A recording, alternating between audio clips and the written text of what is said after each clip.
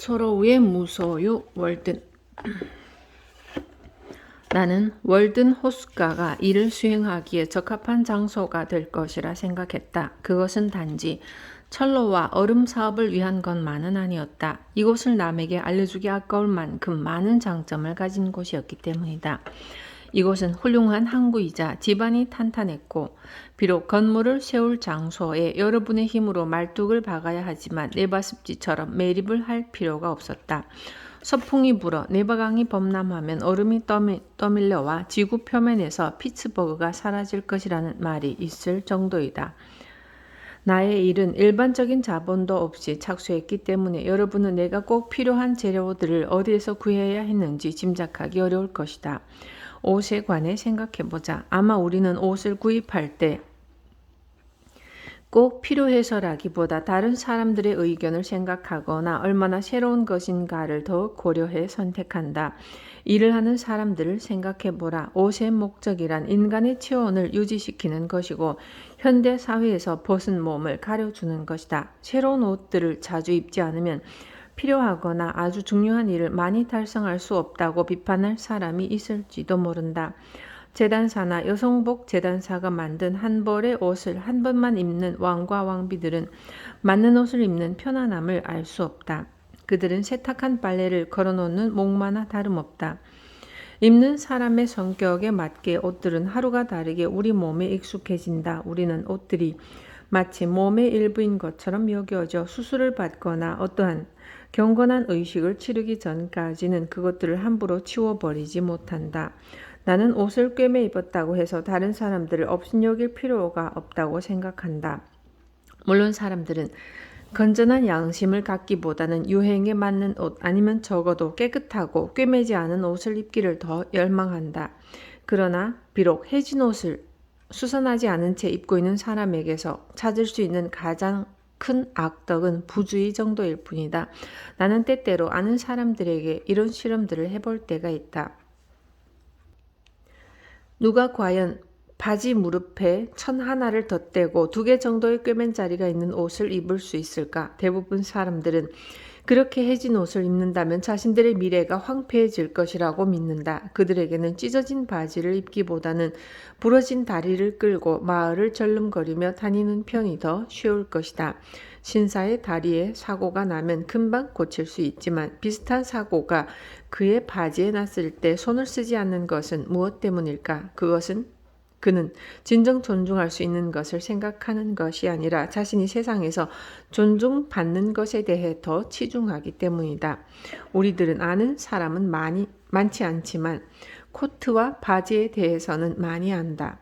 허수아비에게 당신이 마지막으로 갈아입은 옷을 입혀보라. 당신이 무기력한 표정으로 그 허수아비 옆에 서 있으면 사람들은 허수아비에게 먼저 인사를 할 것이다. 언젠가 옥수수 밭을 지날 때 허수아비 막대기에 걸쳐놓은 모자와 코트를 보고 나는 그 농장 주인을 알아보았다. 그는 내가 마지막으로 보았을 때보다 얼굴이 햇볕에 조금 더 그을려 있었을 뿐이다. 나는 한 마리 개에 관한 얘기를 들은 적이 있다. 그 개는 주인 땅에 접근하는 낯선 사람들에게 찢어댔다. 그런데 그 개는 옷을 입지 않은 도둑이 침입했을 때에는 아주 쉽게 조용해졌다는 것이다. 인간이 그들의 옷을 벗었을 때 얼마나 오랫동안 자신의 상대적 지위를 유지할 수 있을지 무척 흥미로운 일이다. 여러분은 알몸인 상태의 문명인 중에서 가장 존경받는 계급에 속한 사람을 확실하게 구분할 수 있을까? 파이퍼 부인은 동쪽에서부터 서쪽까지 모험적인 세계 여행을 하던 중에 자기 나라에서 가장 가까운 러시아령 아시아에 도착했다. 그녀는 그 나라의 권력자들을 만나러 갈 때 다른 옷으로 갈아입어야 할 필요성을 느꼈다고 말했다. 그녀는 이제 문명화된 나라에 있는 것이었고 그런 나라에서는 사람들이 옷에 의해 평가받기 때문이라고 말했다. 심지어 민주적인 뉴 잉글랜드 고장에서도 우연히 부를 얻은 졸부들이 옷과 장신구로 자신의 부를 드러내면 그들은 거의 모든 사람에게 존경을 받는다. 그렇게 존경을 나타내는 사람들은 그저 흔해 빠진 우상 숭배자에 불과할 뿐이다. 그들에게는 선교사를 보내는 것이 마땅하다. 게다가 옷이란 바느질에 의해 만들어지는데 그 일은 정말 끝이 없는 노동이다. 여성의 드레스를 만들기 위한 바느질은 그야말로 결코 끝나지 않을 일이라고 밖에 부를 수 없다.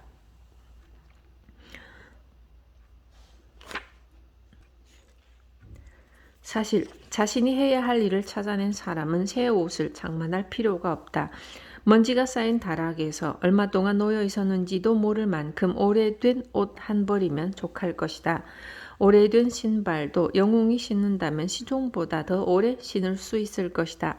만약 영웅에게 시종이 있다면 말이다. 맨발은 신발보다 오래된 것이고 영웅은 맨발로도 그렇게 오래 다닐 수 있다. 단지 밤에 모임이 있는 사람들이나 의회에 가는 사람들이 새로운 옷들을 입어야 할 것이다. 사람들도 의례 바뀌듯 옷도 그렇게 자주 바뀌는 셈이다. 만약 내가 입고 있는 웃옷과 바지, 모자와 신발이 신을 경배하기에 적당하다면 그것으로 족하는 것이 아니겠는가? 가난한 소년에게 달고 다른 옷을 주는 것은 결코 자비의 행동이라고 볼 수 없다. 그리고 그 옷을 받은 소년이 더 가난한 소년에게 줘버릴지도 모르고 그 소년은 다시 더 가난한 소년에게 줘버리고 싶을 정도로 낡아 원시적인 상태로 분해된 자신의 옷을 지켜본 사람이 과연 얼마나 있겠는가. 꼭 새로운 사람을 필요로 하는 것은 아니지만 새로운 옷을 입지 않으면 그 일을 할 수 없는 사업은 주의할 필요가 있다. 새로운 사람이 없다면 새로운 옷은 필요하지 않다. 만약 당신이 새로운 계획을 가지고 있다면 낡은 옷을 그대로 입고 시도하는 것이 좋다. 많은 사람들이 원하는 것은 일의 수단이 아니라 반드시 해야 할 어떤 것이나 자신이 존재할 어떤 것을 원하게 마련이다. 헌옷이 아무리 낡고 더러워도 굳이 새 옷을 장만할 필요는 없다. 일을 계획하고 그 일에 착수해 항해를 나가서 우리가 마치 오래된 옷을 입어도 새로운 사람처럼 느껴지기 전까지 말이다. 아울러 그 상태를 계속 간직하는 것이 오래된 병 안에 새로운 와인을 간직하는 것처럼 느껴질 때까지 말이다. 인간이 옷을 갈아입는 계절은 새들이 털갈이를 하는 계절처럼 삶이 위기에 처했을 때이다. 아비라는 새는 그 시기를 보내기 위해 연못가에서 홀로 지낸다.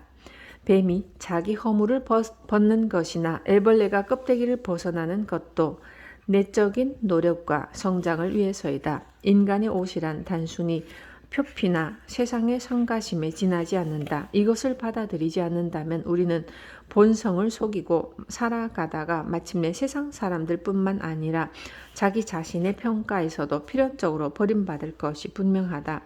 인간은 옷 위에 또 다른 옷을 겹쳐 입는다. 마치 우리가 바깥쪽으로 더하며 자라는 외생 식물인 것처럼 말이다.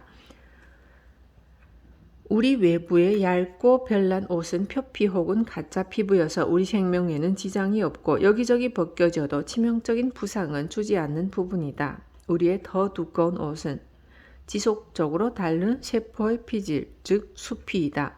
그러나 셔츠는 우리의 체관부 같아서 몸에 붙지 않는 진짜 껍질인데 이를 벗겨내면 인간은 쓸모없게 된다.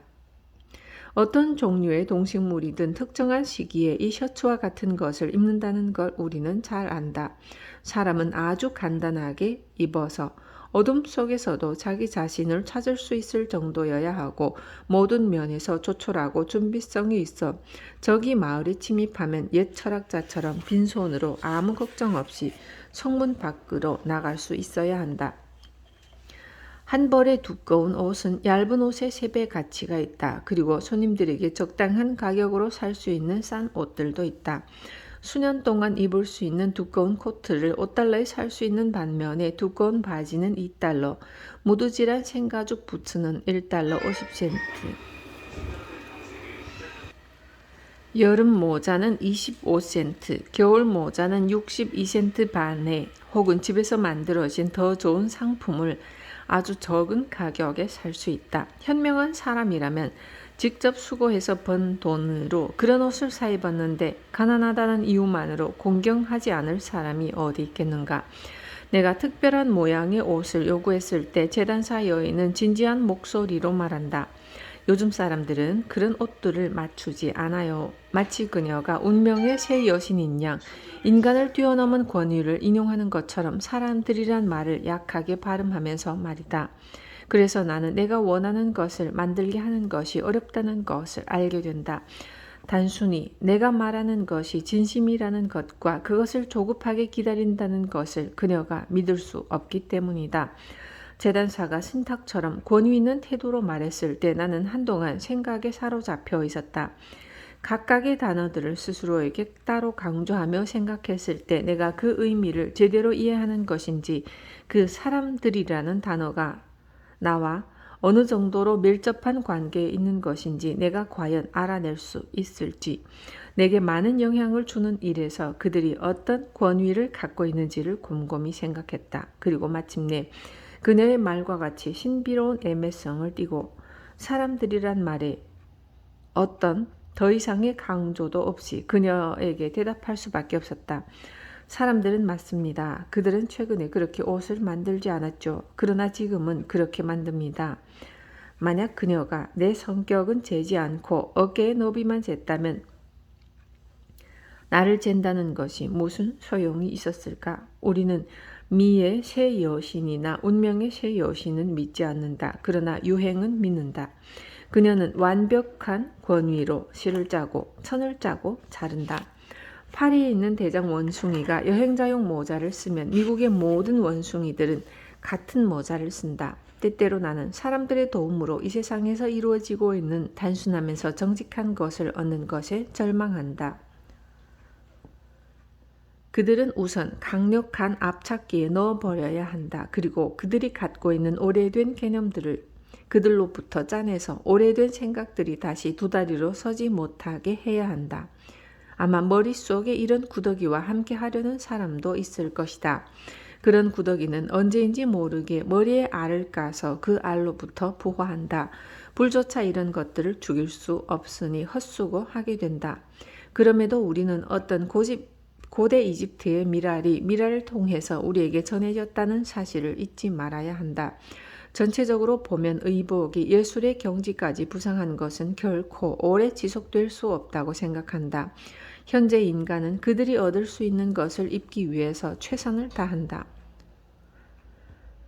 난파된 배의 항해사들처럼 그들은 해변에서 그들이 찾을 수 있는 것을 입는다. 그리고는 약간의 시간이나 공간의 거리만 있어도 그들은 서로의 가장 무도회에서나 입는 것 같은 옷을 비웃는다. 모든 세대들은 옛날 유행을 비웃고 새로운 유행을 종교처럼 경건하게 따른다. 우리는 헨리 8세나 엘리자베스 1세 여왕의 복장을 보면서 즐거워한다. 그것이 마치 식인종이 사는 섬나라의 왕과 왕비의 겉들인 것양 말이다. 인간에게서 벗어난 모든 옷들은 비참하거나 괴기스럽다. 웃음을 억제시키고 누구의 복장이라도 신성하게 만드는 것은 단지 응시하는 진지한 눈과 그 눈 안으로 지나쳐가는 성실한 삶이다. 어릿광대로 하여금 복통 발작을 일으키게 하면 그의 요란하게 장식된 많은 옷들도 그런 상태가 되어야 할 것이다. 군인이 포탄에 맞게 된다면 누더기가 된 군복도 귀족의 자줏빛 예복으로 치장한 것처럼 보일 것이다. 새로운 무늬에 대한 사람들의 유치하고 원시적인 선호도는 많은 사람들로 하여금 만화경을 흔들어대고 실눈을 뜨고 보게 만든다. 지금의 세대가 오늘날 필요로 하는 어떤 특별한 형태를 그 안에서 발견할지도 모르기 때문이다. 제조업자들은 이런 선호도가 아주 변덕스러운 것이라는 것을 깨달아왔다. 단지 바느질의 몇 뜸과 다소 특정한 색깔에 의해 구분되는 두 가지 패턴들 중에서 단 하나만 즉시 팔릴 것이다. 다른 하나는 선반에 놓여 있다가 늘 그렇듯 그 시기가 지나면 가장 유행을 이끄는 것이 될 것이다. 반면 문신은 상대적으로 사람들이 말하는 것처럼 끔찍한 기호는 아니다. 단지 살갗 한꺼풀 정도 깊이까지 새기고 고정적이라는 이유만으로 야만스러운 것은 아니다. 나는 공장 시스템이 옷을 얻는 최상의 상태라는 것을 믿을 수 없다. 직공들의 상황은 갈수록 영국 직공들과 같아지고 있다. 내가 들었거나 관찰한 바에 따르면 공장의 목적이 인류가 공정하게 잘 차려입을 수 있게끔 하는 것이 아니라 의심의 여지 없이 회사들 자체에 불을 늘리려는 것이라는 사실이 놀랍지 않다.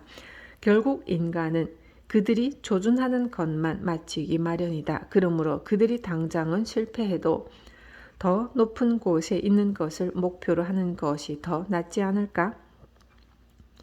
주거에 관해 따져보자면 이것이 이제 삶의 필수 요소라는 것을 부인할 수 없다. 이 나라보다 더 추운 나라에서도 오랫동안 집 없이 살아온 사람들의 경우가 있기는 하지만 말이다. 사뮤얼 레잉은 말한다. 머리와 어깨를 덮을 가죽 자루와 가죽 옷을 입은 라플란드 사람들은 밤마다 눈 위에서 잘 것이다. 양털 옷을 입고도 생명이 소멸될 정도의 온도에서 말이다. 그는 그들이 그렇게 자는 것을 보았다. 그는 또 덧붙인다. 그들은 다른 사람들보다 더 힘들어하지 않을 것이다. 그러나 아마 인간이 집안에서 가정의 안락이라는 편리함을 찾지 않고 지구 위에 산 것은 길지 않을 것이다.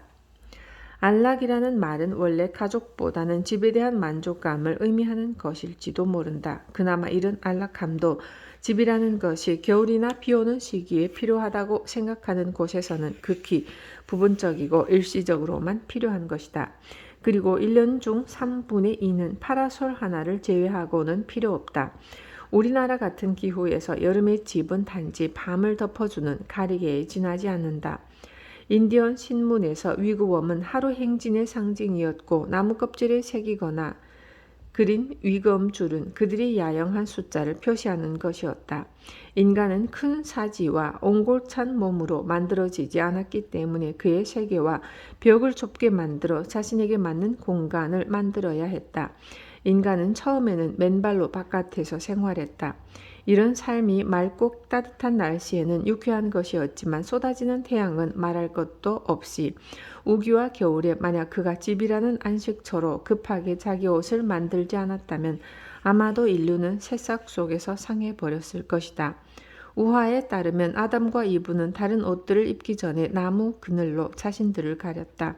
사람들은 집을 원했고 따뜻함이나 안락, 그 중에서도 첫 번째는 육체의 따뜻함을, 그리고 나서 사랑의 따뜻함을 원했던 것이다. 우리는 인류의 유아기 때 어떤 모험심 강한 사람이 바위 안에 있는 동굴로 기어들어가 안식처를 찾았을지도 모를 그런 때를 상상할 수 있다. 모든 아이들이란 어느 정도 세계를 다시 시작하기 마련이다. 그래서 비가 오든 춥든 아이들이란 밖에 머물기를 좋아하는 것이다. 그들은 그런 본능으로 인해 소꿉장난을 하거나 말놀이를 하며 밖에서 논다. 어려서 완만한 비탈의 바위를 보거나 어떤 동굴에 가까이 갔을 때 가졌던 흥미로운 호기심을 기억하지 못할 사람이 어디 있겠는가. 그것은 우리 안에 아직 살아있는 초기 원시 조상들의 몫에서 물려받은 자연스러운 동경이었다. 동굴로부터 우리는 야자수와 나무 껍질, 가지들, 아마포로 만든 지붕을 가질 정도로 발전했다. 그리고 더 나아가서 풀과 집, 판자와 널빤지, 돌과 타일로 만든 지붕도 갖게 되었다. 마침내 우리는 바깥에서 산다는 것이 무엇인지 알지 못하게 되었고 우리의 삶은 우리가 생각하는 것보다 더 많이 가정적인 것이 되었다. 화로로부터 들판까지는 아주 먼 거리가 된 것이다. 우리와 하늘 사이에 어떤 방해물도 없이 더 많은 낮과 밤을 보낸다면 좋을 것이다. 시인이 지붕 아래서 그렇게 많은 말을 하지 않고 성인이 그 안에 그리 오래 머물지 않는다면 좋았을 것이다. 새들이 동굴 안에서 노래하지 않고 비둘기가 새장 안에서 그들의 순수를 간직하지 않은 것처럼 말이다. 그러나 만약 누군가가 진입을 짓기로 마음을 먹었다면 양키처럼 빈틈없는 성격을 발휘하는 것이 좋다. 그가 구빈원이나 빠져나갈 수 없는 미로, 박물관, 감옥 또는 화려하고 웅장한 묘에서 자신을 찾으려는 것이 아니라면 말이다.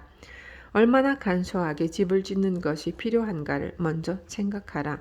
나는 이 콩코드 마을에서 페놉스캇 인디언들을 본 적이 있는데 그들은 거의 발을 덮을 정도로 눈이 와도 얇은 면으로 만든 텐트 안에서 생활했다.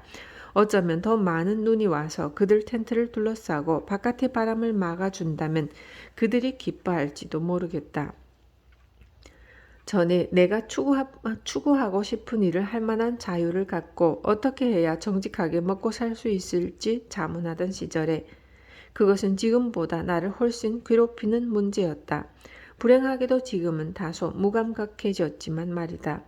그 당시 나는 철로 주변에 있는 커다란 상자를 쳐다보고는 했다. 그 상자는 인부들이 밤에 연장을 넣어서 잠가두는 곳이었다. 나는 가난에 몰리는 모든 사람들이 그런 상자를 1달러에 사서 송곳으로 몇몇 구멍을 뚫어 최소한의 공기를 들어오게 하고 들어가 살 수 있겠다고 생각했었다. 비가 오는 날이나 밤이면 그 안에 들어가 덮개를 내려닫고 그렇게 그의 사랑이나 영혼에서 자유를 갖는 것이다. 이것은 가장 최악의 상황인 것 같기도 하지만 어떤 면에서도 천박한 대안처럼 보이지 않는다. 당신은 즐길 만큼 늦게까지 자지 않고 깨어 있을 수 있고 일어나고 싶을 때 일어나고 집세 때문에 당신을 끈질기게 따라다니는 집주인이나 땅주인 없이도 마음대로 돌아다닐 수 있을 것이었다. 많은 사람들이 더 크고 사치스러운 박스 세금으로 인해 죽을 정도로 괴롭힘을 당한다. 오히려 내가 본 것 같은 박스에서는 그들이 추워 죽을 일은 없을 것이다. 농담을 하려는 것이 아니다. 경제란 경망스럽게 다루어질 수 있지만 그렇게 처리될 수 있는 문제가 아니다. 거의 바깥에서 살았던 거칠고 강인한 종족을 위한 집은 거의 자연 그 자체에서 오는 물질들로 사람들 손으로 다듬어져서 여기에 한때 지어졌다. 매사추세츠 식민지 인디언들의 감독관이었던 쿠키는 1674년에 쓴 그의 글에서 말한다. 그들의 집들 중 제일 훌륭한 것들은 아주 깔끔하게 나무 껍질로 덮여 있는데 튼튼하고 따뜻하다. 나무 껍질은 수액이 한참 오르는 시절에 나무에서 벗겨져서 아직 색이 푸를 때 무거운 목재로 눌러 얇은 조각으로 만든다.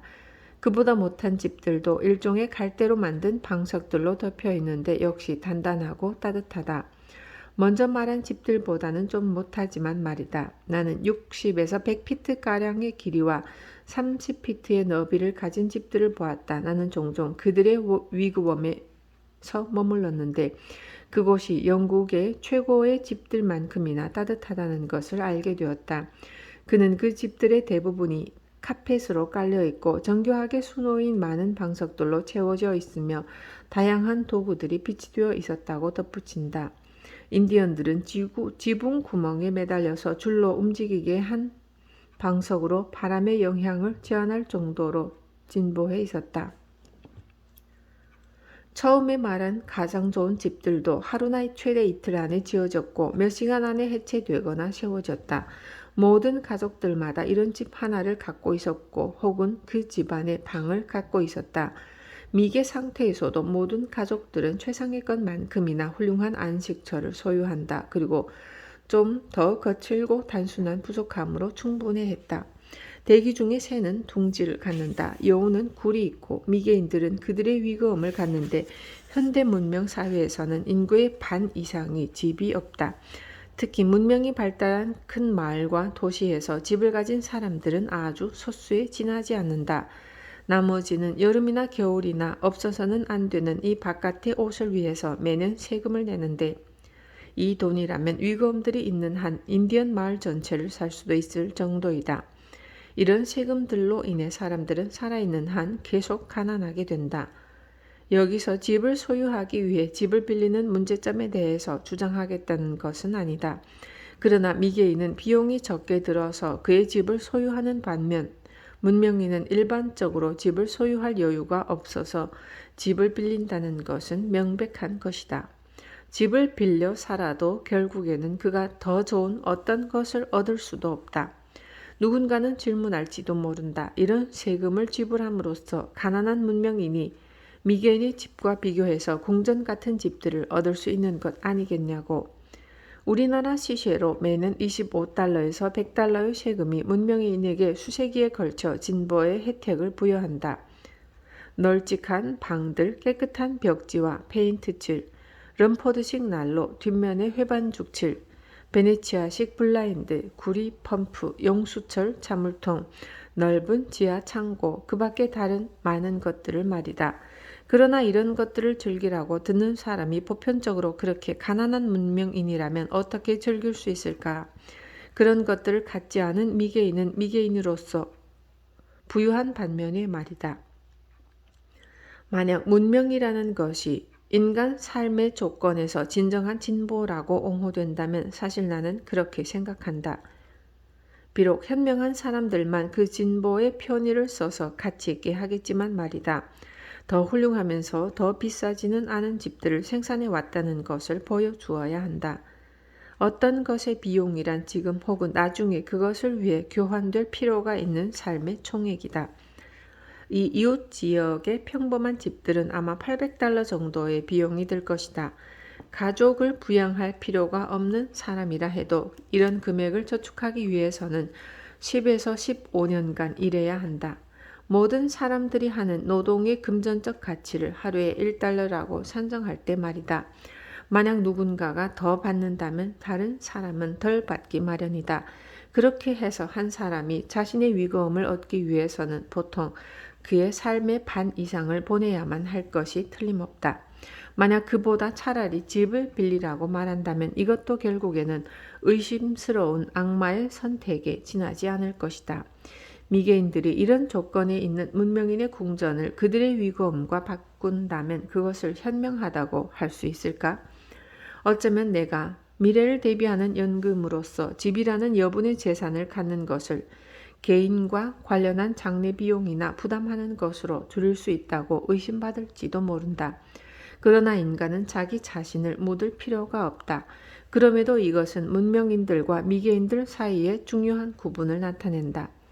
사람들은 분명 우리 삶의 이익을 위해서 문명인들의 삶을 제도화하는 계획을 만들어 왔다.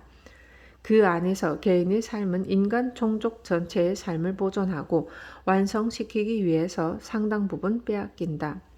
그러나 나는 어떤 희생에 의해서 현재의 이점들이 얻어진 것인지를 보여주고 싶다. 그리고 우리가 어떤 불이익에 의한 고통 없이도 모든 이점들을 얻으며 살 수 있는지 제안하고 싶다. 가난한 자들이 항상 너와 함께 있다라던가 아버지가 신포도를 먹었으니 그 아이들의 이가 시다고 한다는 것을 말함은 무엇을 의미하는 것일까? 나 주 여호와가 말하노라. 나의 삶을 두고 맹세하느니 너희가 이스라엘 가운데서 다시는 이 속담을 쓰지 못하게 되리라. 모든 영혼이 다 내게 속한지라. 아비의 영혼이 내게 속함같이 아들의 영혼도 내게 속하였나니 범죄하는 영혼이 죽으리라. 내가 적어도 다른 계급들은 잘 사는 내 이웃들인 콩코드 농부들을 생각했을 때 대부분 20년 혹은 30년 혹은 40년을 노동을 해오고 있다. 거추장스럽지 않게 유산을 상속받거나 빌린 돈으로 농장을 사서 진짜 주인이 될지도 모른다고 생각했기 때문이다. 그 노동의 3분의 1은 그들의 주거 비용으로 들어갈 것이다. 그러나 그 비용은 아직 대부분 지불되지 않았다. 가끔 그런 채무가 농장의 가치를 웃돌아서 농장 그 자체가 하나의 거대한 골칫거리가 된다. 그런데도 사람들은 여전히 그런 농장을 상속받는데 그들은 자기 농장에 대해 잘 알기 때문이라고 말한다. 재산을 평가받는 사람들에 따르면 마을에서 자유롭고 부채 없는 농장주들 10여 명의 이름을 즉시 댈 수 없다는 사실은 정말 놀랍다. 여러분이 이러한 집과 대지의 역사를 알고 싶다면 그들이 저당 대출을 받은 은행에 물어보라. 농장에서 노동을 함으로써 그 농장에 드는 돈을 실제로 지불한 사람은 극히 드물어서 모든 사람들이 그런 사람을 지목할 수 있을 정도이다. 그런 사람들이 이 콩코드 마을에 있는지 의심스럽지만 말이다. 상인에 대해 듣기로는 100명 중 97명이라는 엄청난 수가 실패할 것이 확실하고 농민들 사정과 비슷하다. 그러나 상인들에 관해서는 실패의 중요한 부분은 진짜 재정상의 실패가 아니라 단순히 계약을 이행하는 것의 실패인데 그것은 그들이 태만하게 대응하기 때문이라고 그들 중에 한 명이 적절하게 말한다. 즉 파산하는 것은 그들의 도덕적 인격이라는 것이다. 이것은 문제를 점점 악화시킨다. 심지어 100명 중 성공한 다른 3사람도 그들의 영혼을 구하는 것조차 실패했고 정말 실패한 사람들보다 더 나쁜 의미에서 파산한 것이라는 것을 제시하는 것이다. 파산과 지불불능은 우리 문명의 대부분이 도약해서 공중제비를 도는 뜀틀이 되지만 미개인들은 기아라는 탄성 없는 판자 위에 서 있다. 그들도 미들섹스군의 가축 품평회는 여기에서 매년 그들의 빛나는 성공을 보여준다.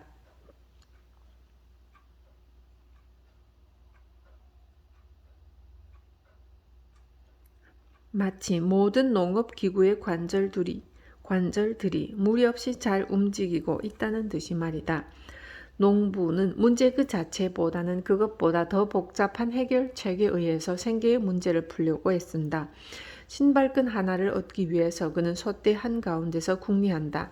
안락과 독립을 잡기 위해서 그는 완전한 솜씨로 덫을 놓고 그리로 돌아서려는 찰나 그 자신의 발이 덫에 끼인 것을 발견한다. 이것이 그가 가난한 이유이다. 그리고 비슷한 이유로 우리 모두는 수많은 원시적 안락에서 가난하다. 비록 사치스러운 것들에 둘러싸여 있어도 말이다. 체프먼은 노래한다. 위선으로 가득한 인간 사회여 세속적인 사치로 인해 모든 천상의 즐거움은 대기 속으로 흩어지노라.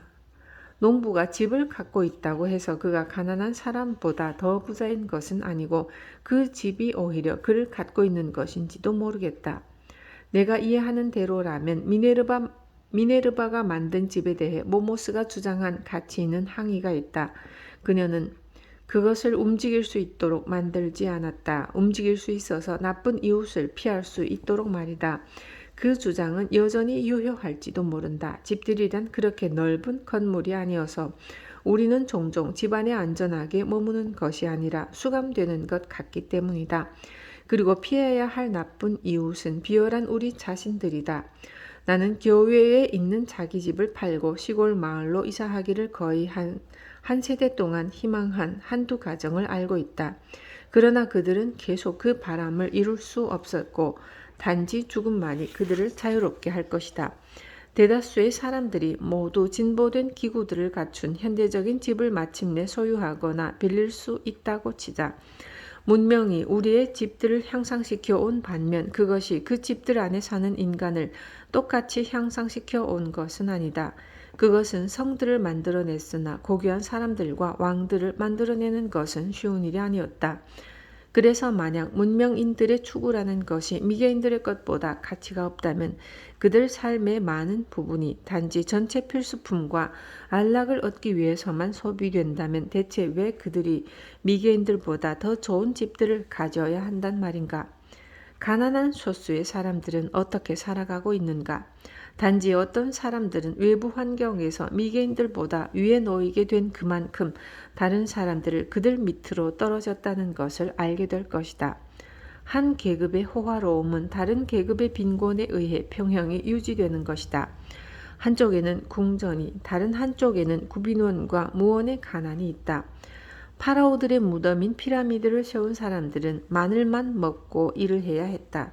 그리고 아마 그들 자신을 잘 묻지도 못했을 것이다. 성의 처마 둘림을 끝낸 석공은 한밤중이 돼서야 위거원보다 좋지 않은 자신의 오두막으로 돌아간다. 일반적인 문명의 증거들이 있는 나라에서 많은 국민들 삶의 조건들이 미개인들의 것인 만큼 저하되지 않았다고 생각하는 것은 한낱 착각일 뿐이다. 나는 품위가 떨어진 가난한 사람들에 대해서 얘기하는 것이다. 현재 그러한 부자들에 대해서 얘기하는 것이 아니다. 이것을 알기 위해서 문명의 진보를 지속시키는 우리 철로에 근접한 오두막집보다 더 멀리 보아야 할 필요는 없다. 그곳에서 나는 매일 산보에서 돼지우리에 사는 인간들을 본다. 그들은 빛을 얻기 위해서 겨울에도 문을 열어놓고 상상으로나 종종 볼 뿐 실제로 보이는 장작더미 하나 없이 산다. 젊은이나 늙은이 둘 다의 모습은 추위와 비참함으로 오랫동안 움츠렸던 습관 때문에 영구적으로 수축되어 그들은 사지와 신체 기능마저 발달하지 못했다. 우리는 이 세대를 구분하는 성과들을 달성시키는 사람들의 노동으로 그런 부류를 보는 것이 공정하다. 세계의 거대한 구빈원이라 할 수 있는 영국의 모든 계급 노동자들의 삶의 조건도 또한 다소 그렇다. 혹은 아일랜드에 대해 언급할 수도 있는데 그곳은 지도에서 백인 계몽인들이 사는 나라 중 하나로 표시되어 있다. 북아메리카 인디언이나 남양제도 주민들 혹은 문명인들과의 접촉으로 타락하기 이전에 어떤 다른 미개 종족의 물리적 생활 조건을 아일랜드 사람들의 삶의 환경과 대조해보라. 그래도 의심할 여지 없이 그 사람들의 지도자들은 보통의 문명사회 지도자들만큼 현명할 테지만 말이다. 그들의 상태는 어떤 불결함이 문명을 구성하는지를 밝힌다. 나는 거의 이 나라의 주요 수출품을 생산해내는 남부 노동자들에 대해 언급할 필요를 느끼지 않았다. 나는 단지 적당한 환경에 있다는 사람들에 한정해서 이야기할 것이다. 대부분 사람들은 집이 무엇인지 생각해 보지 않고 단지 이웃들이 가진 것처럼 그들도 그런 것 하나쯤은 가져야 한다고 생각해 불필요하게 가난해지는 것이다. 그들은 제단사가 제단한 어떤 종류의 옷이라도 입어야 되는 것처럼 굴고 야자수 잎으로 만든 모자나 마모트 가죽 모자는 점점 벗어던져 버리면서 자신에게 왕관을 사줄 만한 여유가 없는 힘든 시기를 겪고 있다고 불평한다. 지금 우리가 가진 것보다 훨씬 편리하고 사치스러운 집을 만들어내는 것은 가능하다. 비록 사람들이 그것을 지불할 여유가 없다는 것을 모두 인정할 테지만 말이다. 우리는 항상 이런 것들을 더 많이 얻으려고만 생각하지 가끔이라도 조금 덜 갖는 것에 만족하려고 노력하지 않을까? 그래서 점잖은 시민들은 젊은이들에게 그들이 죽기 전에 미리 많은 여분의 덧신과 우산, 오지 않는 손님을 위한 예비 손님방들을 준비할 필요성을 훈계와 신뢰를 들어가며 엄숙하게 가르치는 것일까? 나는 우리가 천상의 사자들로 신격화하는 인류의 은혜로운 사람들에 대해 생각해 볼 때 그들의 발꿈치에 있는 어떤 시종이나 유행하는 가구를 술에 한가득 갖고 오는 것을 마음속에서 그려볼 수 있다. 혹은 우리 아이들이 아랍인들보다 도덕적으로나 지적으로 훨씬 뛰어나더라도 그들의 가구보다 우리 것이 더 복잡해야 한다고 생각하는 것이 무슨 의미가 있을까? 좀 이상하게 생각한 것일지 모르지만 말이다. 현대 시대의 우리 집들은 가구들로 뒤죽박죽이다. 훌륭한 주부라면 그런 것들을 쓰레기 구멍으로 쓸어버리고 아침에 일을 할 것이다. 아침의 일, 새벽의 여신 오로라가 홍조를 띠고 memnon의 음악이 울릴 때 이 세계 인간의 아침 일이란 무엇일까? 나는 한때 세 조각의 석회석 덩어리를 내 책상 위에 올려두었다. 그러나 내 마음이라는 가구의 먼지는 털어내지 못했을 때도 매일 그것들의 먼지를 털어내야 한다는 것에 놀란 나는 넌더리가 나서 그것들을 창밖으로 던져버렸다. 그런 내가 과연 어떻게 가구가 잘 빛이 된 집을 가질 수 있겠는가? 차라리 탁 트인 대기 안에 앉아있는 것이 낫다. 인간이 땅을 갈아엎고 있는 것이 아니라면 먼지가 풀 위에 쌓이지 않을 테니 말이다. 대다수의 군중들이 그렇게 열심히 따르는 유행을 정하는 것은 바로 사치스럽게 낭비하는 사람들이다. 이른바 최고급 여관에서 묵어가는 여행자는 바로 이것을 알게 될 것이다. 여관 주인은 그가 사르다나 팔루스 왕이라도 되는 양 대하기 때문이다. 만약 주인들의 극진한 친절에 자기 자신을 두게 하면 그는 곧 완전히 기력을 잃게 될 것이다. 객차에서는 내가 생각하기에 우리가 안전과 편리보다는 사치에 더 많은 시간을 보내는 경향이 있는 것 같다. 그것은 안전과 편리성 없이 소파 침대와 터키식의 낮은 의자, 차양들과 우리 서양 사람들이 취한 다른 수많은 동방의 물건들을 비치한 현대의 응접실에 지나지 않는다. 그런 것들은 하렘의 여성들이나 연약한 기질의 중국 사람들을 위해 만들어진 것으로 우리 미국인들은 이름을 들어봤을 필요도 없는 것들이다. 나는 차라리 호박 위에 앉아서 지내기를 원한다. 벨벳 쿠션 위에 앉아 부적거리는 사람들 안에 있기보다는 그게 더 편하다. 황소가 이끄는 수레를 타고 마음대로 땅 위를 돌아다니는 것이 환상적인 여행 객차를 타고 가다 죽거나 말라리아균을 줄곧 호흡하는 것보다 낫다. 원시 시대의 인간적 단순성과 솔직성은 적어도 인간을 자연 안에 체류하는 사람으로 두었다는 장점을 내포하고 있다. 음식과 수면으로 충전되면 인간은 그의 여행에 대해 다시 곰곰이 숙고했다. 말하자면 이 세계라는 텐트 안에서 살아가면서 그는 골짜기를 빠져나가거나 평무원을 가로지르거나 혹은 산꼭대기에 올랐다. 그러나 보라. 인간은 그들의 도구를 위한 도구가 되어왔다. 배고플 때 제 힘으로 과일을 따던 사람은 농부가 되었고 안식을 위한 나무 밑에 서 있던 사람은 주택 소유자가 되었다. 우리는 더 이상 밤에 야영하지 않으며 땅 위에 정착해 살면서 하늘을 잊었다. 기독교는 단지 농업을 진보시키는 방법으로서만 받아들였다. 우리는 이 세상을 위해서 대저택을 지었고 다음 세상을 위해서는 가족묘를 지었다. 가장 훌륭한 예술 작품은 이 상태에서 인간이 자유로워지기 위한 투쟁의 표현이다. 그러나 우리 예술의 효과란 천한 상태를 안락하게 만드는 것이고 더 고귀한 것은 잊게 만드는 것이다. 실제로 이 마을에는 순수 예술을 놓아둘 어떤 공간도 없다. 어떤 예술 작품을 물려받았다고 해도 말이다. 우리의 삶을 위해 집과 도로를 세우면서 예술을 위해서는 어떤 적당한 받침대도 없다. 그림을 걸어둘 못 하나 없고 영웅이나 성인의 흉상을 바칠 선반 하나 없다.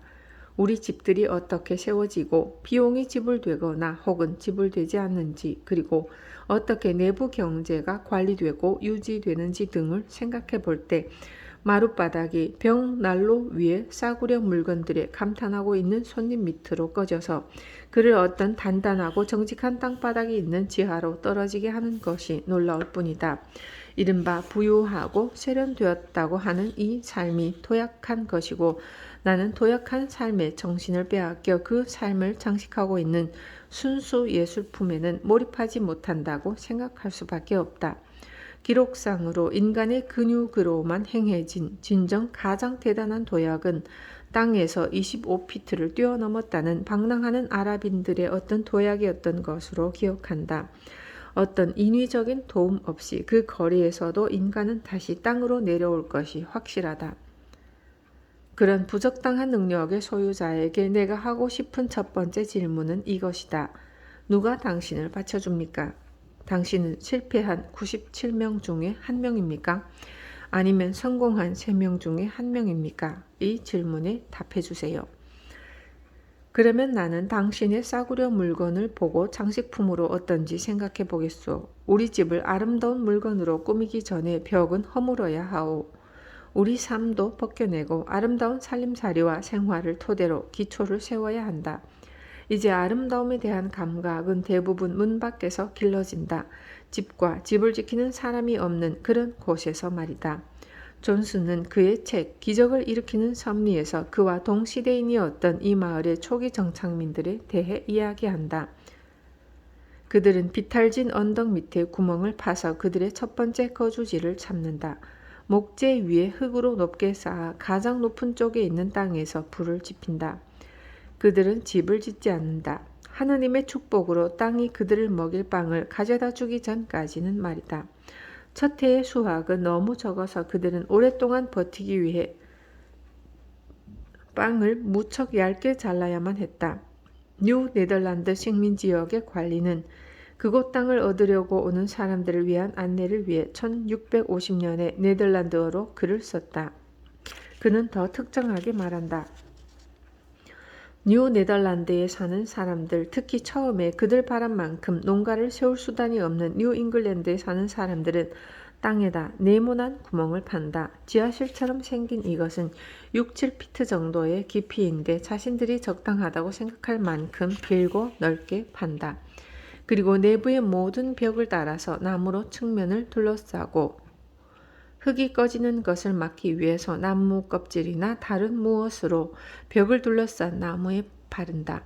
널판지를 지하 바닥에 깔고 천장에는 널을 붙인다. 둥근 목재의 지붕을 높게 올려 마무리하고 그 목재를 나무 껍질이나 푸른 잔디로 덮는다.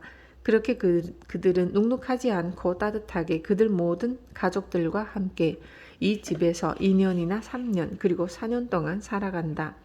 방은 가족의 크기에 적합하게 만든 그 지하실을 따라 구획이 나누어진다. 식민 초기에 뉴 잉글랜드에서 부유하고 지위가 있던 사람들은 두 가지 이유 때문에 자신들의 첫 번째 집을 이런 식으로 시작했다. 첫 번째 이유는 집을 짓는데 시간을 낭비하지 않음으로써 다음 시즌까지 음식이 부족하지 않도록 하기 위해서이다. 두 번째는 그들이 고국에서 데려온 가난한 노동자들의 살기를 꺾지 않기 위해서였다. 3, 4년의 과정이 지나 그 지역이 농업에 맞게 잘 순응되면 그때 그들은 많은 비용으로 멋있는 집을 지었다. 우리 조상들이 취한 이 과정은 적어도 신중함을 보여준다. 마치 그들의 원칙이 우선 절박한 욕구를 만족시켜야 하는 것인 양 말이다. 그러나 그 더 절박한 욕구란 오늘날 만족되고 있는가? 나 자신을 위해서 호화로운 주택을 하나 얻어볼까 하다가 곧 주저한다. 말하자면 나는 이 나라가 아직 인간의 문화에 적합하지 않고 우리는 지금 우리 조상들보다 훨씬 더 얇게 우리 영혼의 빵을 자르도록 되어 있기 때문이다. 그렇다고 가장 황폐한 시기라 해도 건축적인 장식들이 무시되어야 한다고 말하는 것은 아니다. 우선 아름다움으로 온 집을 도배할 것이 아니라 조개 껍데기처럼 우리 삶과 직접 연결된 부분을 아름답게 둘러보자. 나는 그런 집에 들어가 본 적이 있다. 그리고 그 안이 무엇으로 둘러쳐져 있는지 알고 있다.